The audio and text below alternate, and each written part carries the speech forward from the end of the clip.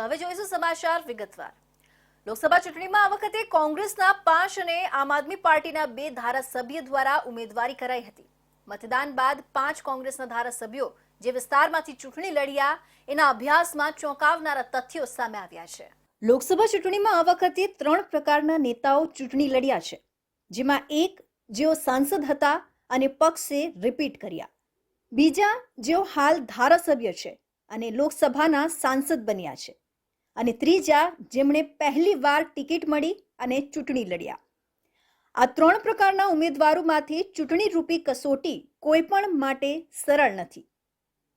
ચિંતા અલગ અલગ પ્રકારની છે, જેમ કે કોઈને હારી જવાનો ડર છે, કોઈને ડિપોઝિટ જપ્ત થઈ જાય તેની પણ ચિંતા હશે, તો કોઈ દિગ્ગજ નેતાને જીત ભલે નિશ્ચિત લાગતી હોય પણ ઓછી લીડ મળવાનો ડર હશે। લોકસભાની ચૂંટણીનું પરિણામ તો 4 જૂનના રોજ આવશે, પરંતુ મતદાનના આંકડાની જે પેટર્ન જોવા મળી તે ઘણું કહી જાય છે।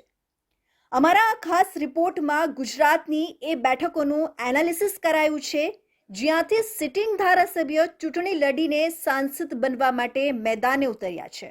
2022ની વિધાનસભા ચૂંટણીમાં જીત મળી હોય એવા 7 ધારાસભ્યોને તેમના પક્ષે લોકસભાની ચૂંટણી લડવા માટે ટિકિટ આપી છે, જેમાં 5 ધારાસભ્ય કોંગ્રેસના છે, જ્યારે 2 ધારાસભ્ય આમ આદમી પાર્ટીના છે। ભાજપે એક પણ ધારાસભ્યને આ વખતે લોકસભાની ટિકિટ આપી નથી। ગુજરાત જ નહીં, દેશભરમાં કોંગ્રેસ નબળી પડી હોવા પાછળ સૌથી મજબૂત કારણ ગણાતું હોય તો એ છે ગ્રાઉન્ડ લેવલની નિષ્ક્રિયતા। પરંતુ વલસાડ, સાબરકાંઠા, આણંદ, બનાસકાંઠા, પંચમહાલ આ 5 સીટ પર ધારાસભ્યોને લડાવ્યા ત્યારે કોંગ્રેસના કાર્યકરો ચાર્જ થઈ ગયા હોય એમ લાગી રહ્યું છે, જ્યારે આમ આદમી પાર્ટીના 2 ધારાસભ્ય ચેતર વસાવા અને ઉમેશ મકવાણા અનુક્રમે ભરૂચ અને ભાવનગરની ચૂંટણી લડ્યા।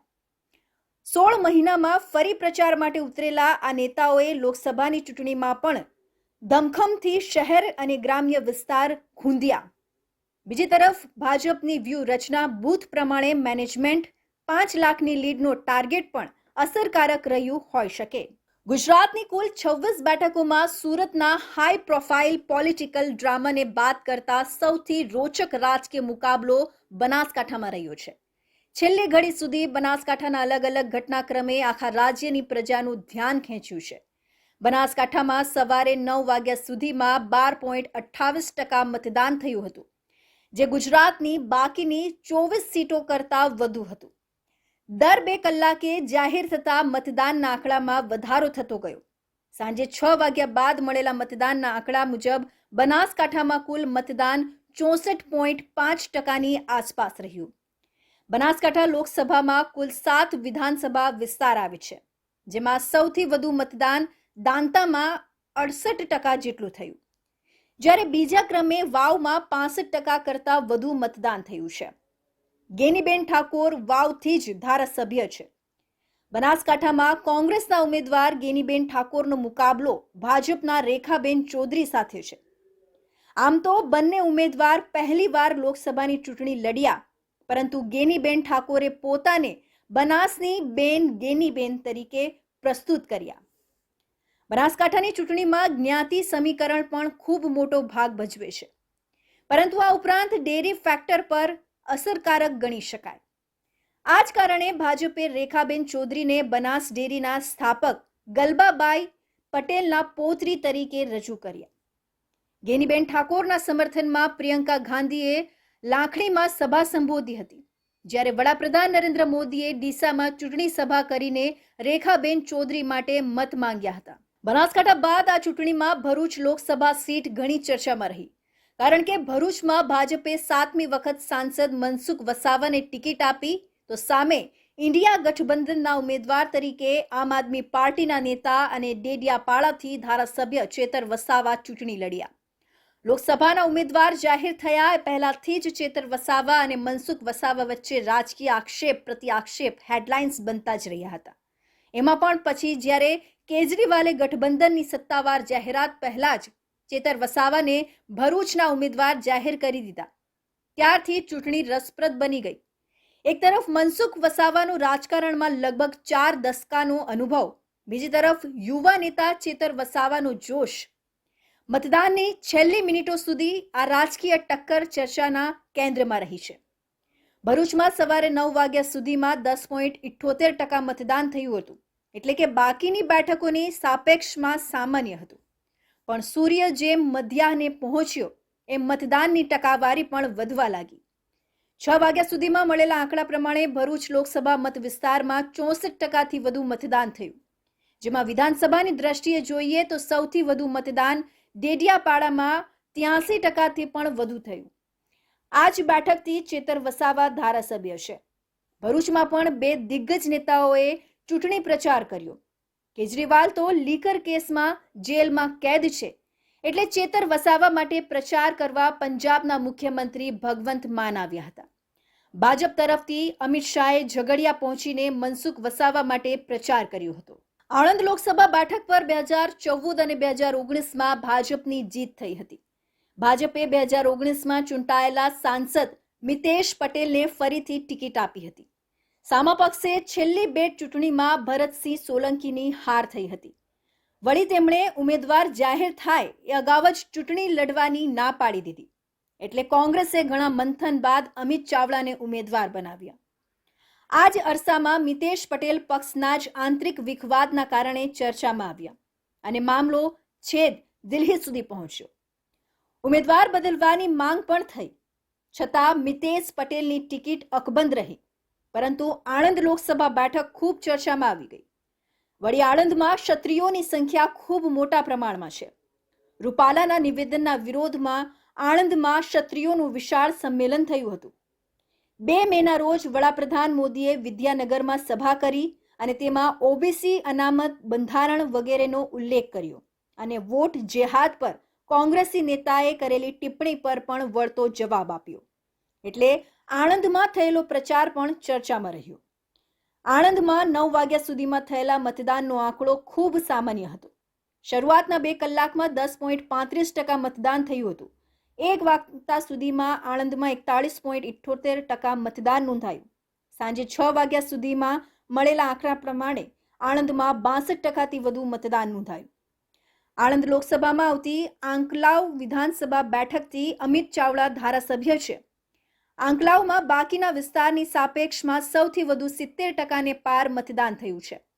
જો કે એક રસપ્રદ આંકડો એ પણ છે કે મિતેશ પટેલને 2019માં ભરતસિંહ સોલંકી સામે 1,97,718 મતની લીડ મળી હતી. 70% મતદાન બાદ લગભગ 2 લાખ જેટલી લીડ કાપવી સરળ તો નથી. વલસાડ લોકસભા બેઠક માત્ર ગુજરાત નહીં પરંતુ રાષ્ટ્રીય રાજકારણમાં પણ પોતાની આગવી છાપ ધરાવે છે. એક માન્યતા છે અને ટ્રેન્ડ પણ એવો જ રહ્યો છે કે જે પક્ષ વલસાડની બેઠક પર જીત મેળવે, કેન્દ્રમાં તેની સરકાર બને છે, પછી તો આ બેઠક પર મોટા નેતાઓની નજર કેમ ન હોય. દક્ષિણ ગુજરાતના સૌથી છેવાડે આવેલી આ લોકસભા સીટ અનુસૂચિત જનજાતિ એટલે કે એસટી વર્ગ માટે અનામત રાખવામાં આવી છે. આ વિસ્તાર પર આદિવાસી મતદારોનો દબદબો ખૂબ વધારે છે. અહીંયાથી ભાજપના કેસી પટેલ 2014 અને 2019માં લોકસભાની ચૂંટણી જીત્યા હતા. પણ આ વખતે ભાજપે ઉમેદવાર બદલીને તદ્દન નવા ચહેરા તરીકે 38 વર્ષના ધવલ પટેલને ટિકિટ આપી છે. તો સામે કોંગ્રેસે વાંસદાના ધારાસભ્ય અનંત પટેલને ટિકિટ આપી છે. અનંત પટેલ 2017 અને 2022માં વાંસદા વિધાનસભા બેઠક જીતીને ધારાસભ્ય બન્યા છે. અનંત પટેલ તાપી પાર લિંક યોજનાના વિરોધ કરીને ખૂબ ચર્ચામાં આવ્યા હતા. જ્યારે ઇન્ડિયા ન્યૂઝ ગુજરાત દ્વારા મતદારોનો મિજાજ જાણ્યો ત્યારે અનંત પટેલનું નામ વધારે સાંભળવા મળ્યું હતું. ભાજપના ઉમેદવાર ધવલ પટેલ સ્થાનિક ન હોવાના પણ દાવા લોકોએ કર્યા હતા. પરંતુ આ મહેણું ભાંગવા માટે ધવલ પટેલે આદિવાસી વિસ્તારમાં ખૂબ ભ્રમણ કર્યું હોવાની જાણકારી મળી છે. 16 મહિનામાં જ આવેલી બીજી ચૂંટણીમાં બંને ઉમેદવારો મતદારોને બૂથ સુધી લાવવાની પ્રક્રિયામાં સફળ નીવડ્યા હોય એમ લાગી રહ્યું છે. આ વખતના મતદાનમાં વલસાડના મતદારો પણ ખૂબ ઉત્સાહિત જોવા મળ્યા. વલસાડમાં સવારે 9 વાગ્યા સુધીમાં 11.65% મતદારો મતદાન કરી ચૂક્યા હતા. બપોરે 1 વાગ્યાથી સાંજના 5 વાગ્યા સુધીમાં વલસાડમાં બમ્પર વોટિંગ થયું અને છેલ્લે આવેલા આંકડા મુજબ મતદાનનો આંકડો 68%ને પાર પહોંચી ગયો. વલસાડ બેઠકથી કોંગ્રેસના ઉમેદવાર અનંત પટેલ વાંસદાથી ધારાસભ્ય છે. ત્યાં 69% વધુ મતદાન થયું, પરંતુ આ લોકસભા વિસ્તારમાં ડાંગના મતદારોનો વટ પડ્યો. ત્યાં 74%થી પણ વધુ મતદાન થયું. એક મુદ્દો એ પણ ધ્યાને લેવા જેવો છે કે પ્રિયંકા ગાંધી ગુજરાતમાં પહેલીવાર લોકસભાની ચૂંટણીમાં પ્રચાર માટે આવ્યા હતા, જેમાં તેમણે પ્રચાર માટે વલસાડ સીટ પસંદ કરી હતી.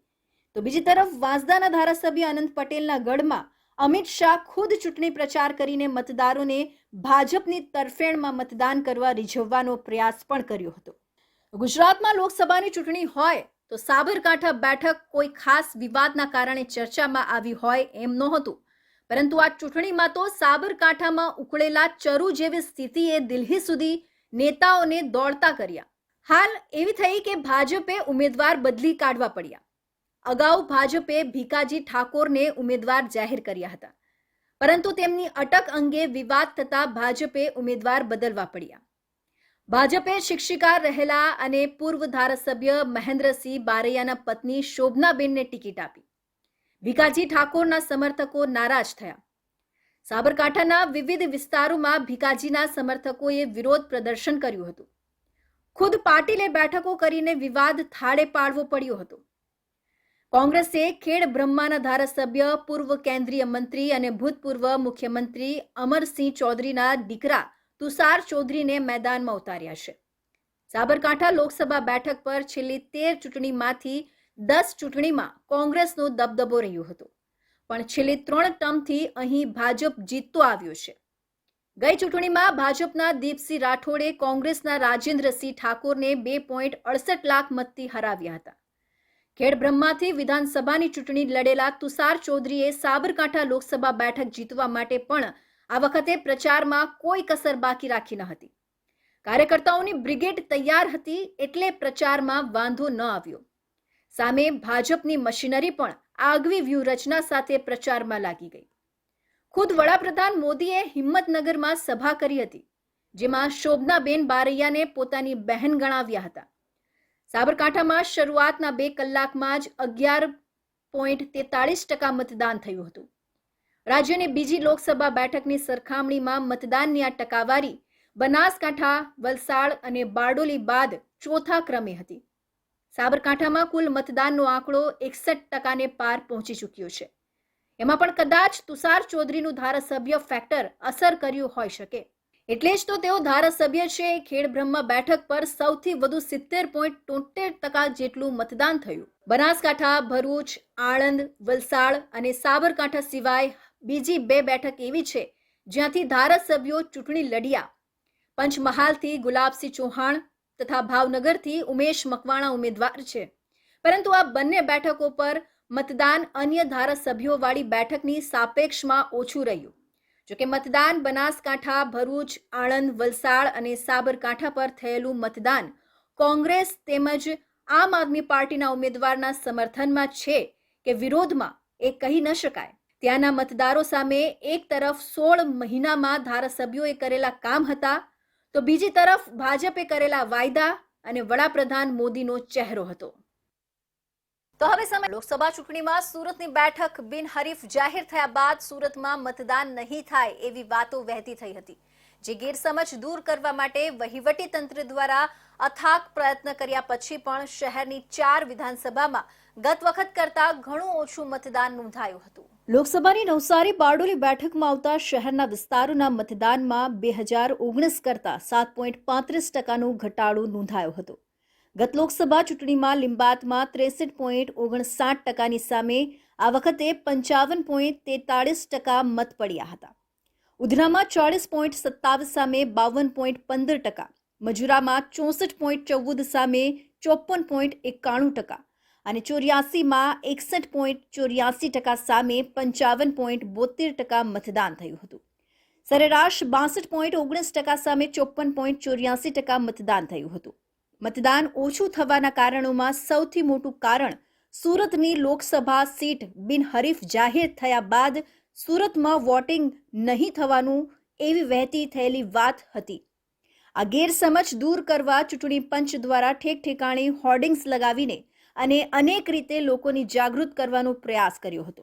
સાથે જ પોલિટિકલ પાર્ટીના નેતાઓ દ્વારા પણ લોકોને જાગૃત કરવાના પ્રયાસો કરાયા હતા.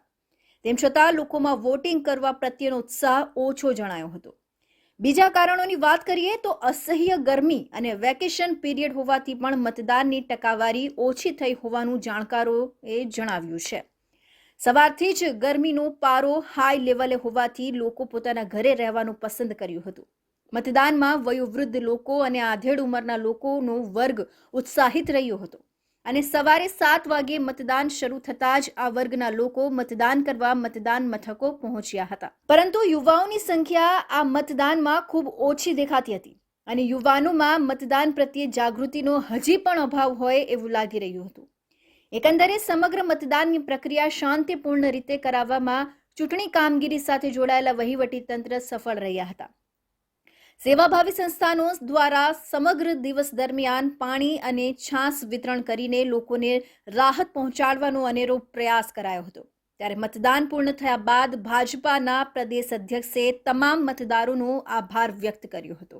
સંપૂર્ણ શાંતિપૂર્ણ રીતે ગુજરાતને શોભે એવી રીતે એક પણ અનિચ્છનીય બનાવ બન્યા વગર આજે મતદાન થયું અને કદાચ આખા દેશમાં સૌથી સરળતાથી સહજતાથી જે મતદાનની પ્રક્રિયા ઇલેક્શન કમિશનરે પણ કરી, એમાં મતદાતા ભાઈ બહેનો પણ જે રીતે એમાં ઇન્વોલ્વ થયા, સૌ કાર્યકર્તાઓ પણ એમાં મદદ કરી, એનજીઓ, વડીલો, નવા મતદારો એ બધા જ એમાં ઇન્વોલ્વ થઈને ખરા અર્થમાં લોકશાહીને મજબૂત કરવા માટેનો પ્રયત્ન કર્યો.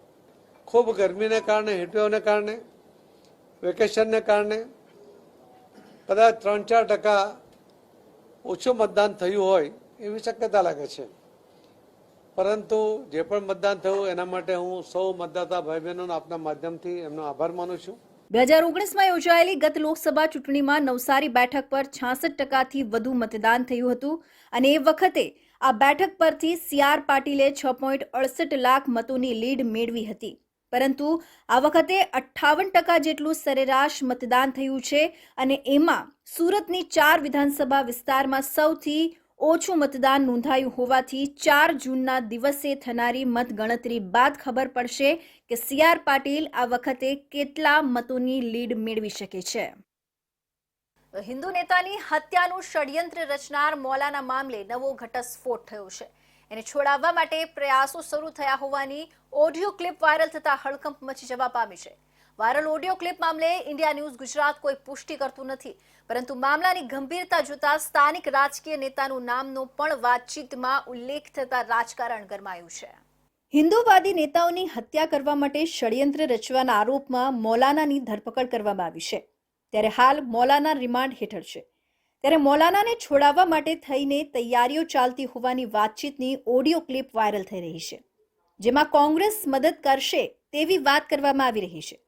જોકે ઇન્ડિયા ન્યૂઝ ગુજરાત આ ઓડિયો ક્લિપની પુષ્ટિ કરતું નથી. જોકે વાયરલ વિડીયો મુદ્દે ગૃહમંત્રીએ કહ્યું કે કોઈ રાજકીય પક્ષે પોતાના હિત માટે આવું ન કરવું જોઈએ, સુરક્ષાના મુદ્દે રાજનીતિ ન કરવી જોઈએ.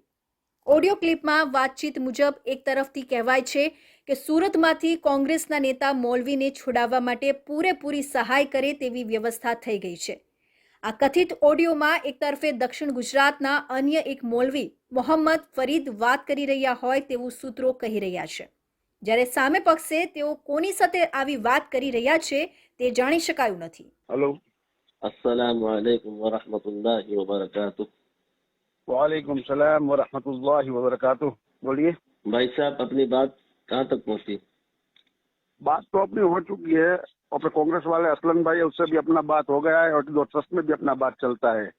इंशाल्लाह हो जाएगा। मौलाना का बेल के लिए भी इंतजाम चालू है। ठीक है, हो जाएगा इंशाल्लाह। आप दुआ करो। ठीक है, इंशाल्लाह हम दुआ करते हैं, अल्लाह ताला मौलाना के लिए रिहाई का कोई रास्ता निकाले। आमीन आमीन आमीन। ठीक है, फिर बाद में कॉल करते हैं। खुदा हाफिज। खुदा हाफिज। इंडिया में है कि बाहर है, वो सही है नाम या गलत है, उनके मोबाइल नंबर क्या है, ये सब पे जांच चल रही है और कुछ जल्दी ही मिलना चाहिए, ऐसी हमें उम्मीद है। नहीं, क्लूज तो हर जगह मिल रहे हैं, लेकिन वो क्लू वेरीफाई करने पड़ते हैं ना, क्योंकि अब वो क्लू सही क्लू है कि गलत है ये तो वेरीफाई करने पर पता लगेगा। तो वही कह रहा हूँ मैं कि कुछ कुछ मिलेगा जल्दी, और थोड़ा मिल भी रहा है, कुछ हमें चीज़ों को आगे पता चला है, बट जब कंफर्म रहेगा इन्वेस्टिगेशन के हिसाब से तब आपको बताएंगे। अब वो जो छुड़वाने की बात है उस पर हमारा भी कोई खास फोकस नहीं है, ठीक है कि लेकिन अगर कुछ पता चलेगा कि ये किसका है तो हम उसके ऊपर कार्रवाई करेंगे। સૂત્રોના જણાવ્યા પ્રમાણે મૌલાનાને છોડાવવા માટે નાણાંની સાથે વકીલની વ્યવસ્થા પણ થઈ રહી હોવાનું સામે આવી રહ્યું છે. મૌલવી મોહમ્મદ સોહેલ ઉર્ફે મૌલવી અબુ બકર ટિમોલ હાલ રિમાન્ડ પર છે. તપાસ દરમિયાન પોલીસને જાણવા મળ્યું છે કે મૌલવી પાકિસ્તાન ઉપરાંત અન્ય દેશોના આતંકીઓ અને અલગતાવાદી માનસિકતા ધરાવતા લોકો સાથે સંપર્કમાં હતા. લાલગેટના રામપુરા વિસ્તારમાંથી મળી આવેલા 1 કરોડથી વધુના ડ્રગ્સ કેસનો મુખ્ય આરોપી ઉત્તર પ્રદેશમાંથી ઝડપાઈ ગયો છે. આરોપીની કબૂલાતના પગલે મુંબઈ અને સુરતના મળી બીજા 5 આરોપીઓને પણ પકડી પાડવામાં આવ્યા છે. ડ્રગ્સની હેરાફેરી અને સેવન કરનારા ઇસમો સામે સુરત પોલીસે લાલ આંખ કરી છે, જેના અંતર્ગત ગત તારીખ 29મી એપ્રિલે લાલગેટના લાલમિયા મસ્જિદ નજીક મદ્રેસા પાસે 2 ડ્રગ્સ માફિયા એમડીનો મોટો જથ્થો લઈ આવતા હોવાની બાતમી એસઓજીને મળી હતી.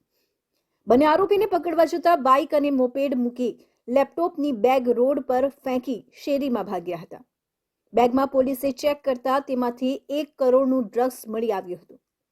આ કેસમાં 1800 કિલોમીટરની સફર કરી એસઓજીએ મુસ્લિમ વેશ ધારણ કરીને યુપીની દરગાહ પર બહાર વોચ ગોઠવી હતી, જેમાં ડ્રગ્સ માફિયા એવા મુખ્ય સૂત્રધાર મોહમ્મદ કાસિફ ઇકબાલ ઉર્ફે પસીના શેખને દબોચી લીધો હતો. મુંબઈથી 1 કરોડનું ડ્રગ્સ કાસિફે મંગાવ્યું. તેનો સાગરીત શહેબાઝ ઇરશાદ હુસેન ખાન હજુ ફરાર છે. કાસિફ મુંબઈના સાયણ અને નાલાસુપારાથી એમડી માણસો મારફતે મંગાવતો હતો. પોલીસથી બચવા કાસિફ મુંબઈથી યુપી ભાગી ગયો હતો.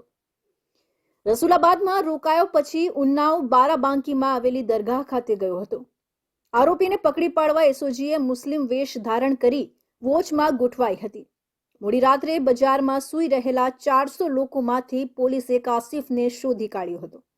કોઈ ઓળખે નહીં તે માટે કાસિફે વાળ, દાઢી અને મૂછ કઢાવી નાખી હતી. ડ્રગ્સ માફિયા કાસિફનો ફોન પોલીસે કબજે કર્યો છે, જેમાં તેના 12 વોટ્સઅપ કોલ મળ્યા છે. કાસિફે જેમાં દુબઈમાં કોલ કર્યાનું સામે આવ્યું હતું. કાસિફને સુરત લાવી તેની પૂછપરછ કરતા સુરત અને મુંબઈના ડ્રગ્સ ડીલર અને પેડલરોના નામો બહાર આવતા પોલીસે સુરત અને મુંબઈ મળી બીજા 5 ઇસમોને પકડી પાડ્યા છે.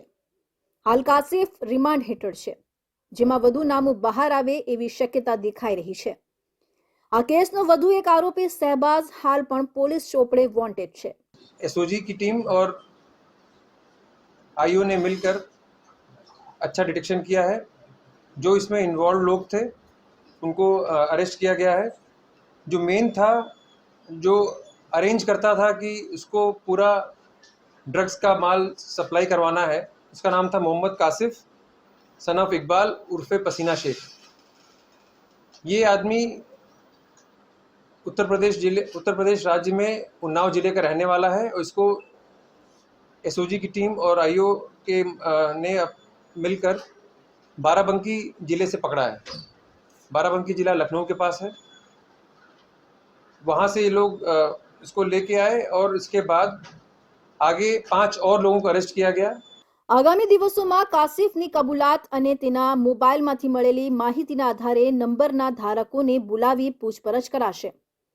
અત્રે ઉલ્લેખનીય છે કે અગાઉ આરોપીના પિતા ઇકબાલ અને ભાઈ આસિફ દારૂ અને હથિયાર સાથે ઝડપાયા હતા, જેમાં અઠવાડિયા પૂર્વે જ તેના ભાઈને પાસા હેઠળ જેલ ધકેલાયો હતો.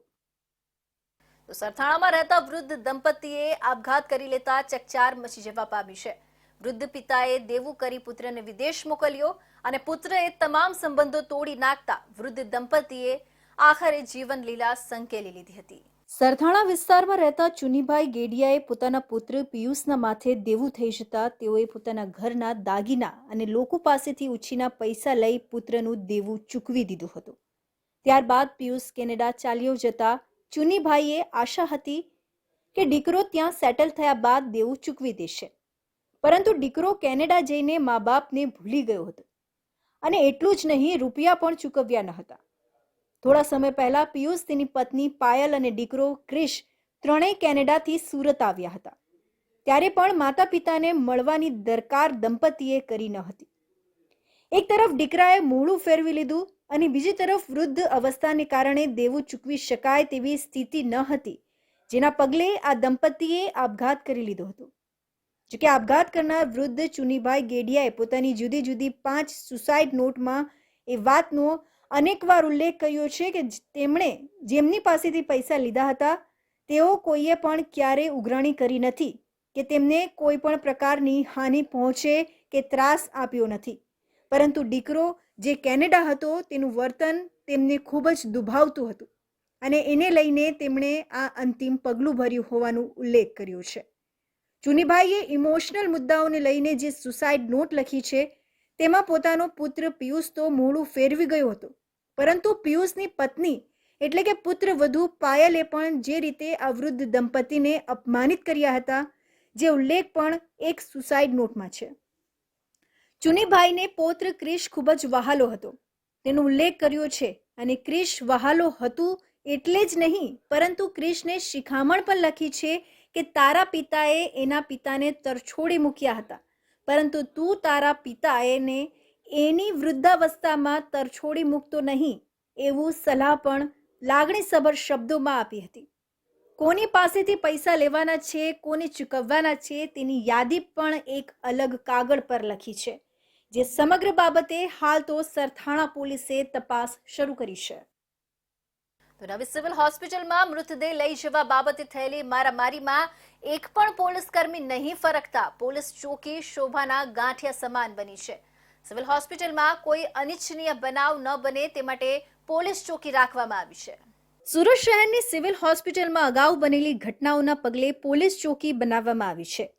આ પોલીસ ચોકીમાં પોલીસ કર્મીઓને હાજર રહેવા પીઆઈ દ્વારા નિર્દેશ કરવામાં આવ્યો છે, જ્યારે હાલ નવી સિવિલ હોસ્પિટલમાં આવેલી પોલીસ ચોકી શોભાના ગાંઠિયા સમાન હોય તેવું લાગી રહ્યું છે. મંગળવારે બપોરે સિવિલ હોસ્પિટલના કેમ્પસમાં અકસ્માતમાં મોત પામેલા યુવકના મૃતદેહ લઈ જવા બાબતે પરિવારના 2 ભાઈઓએ છૂટા હાથની મારામારી કરી હતી. જ્યાં ઝઘડો થયો એના 50 મીટરના અંતરે આવેલી પોલીસ ચોકીમાંથી એક પણ પોલીસ કર્મી ઘટના સ્થળે ફરક્યો ન હતો, જેથી હોસ્પિટલની સુરક્ષા સામે સવાલો ઊભા થયા હતા. તો આ હતા સુરત બુલેટિનના મહત્વના સમાચાર. ફરી મળીશું નવા સમાચારો સાથે. ત્યાં સુધી જોતા રહેજો ઇન્ડિયા ન્યૂઝ ગુજરાત.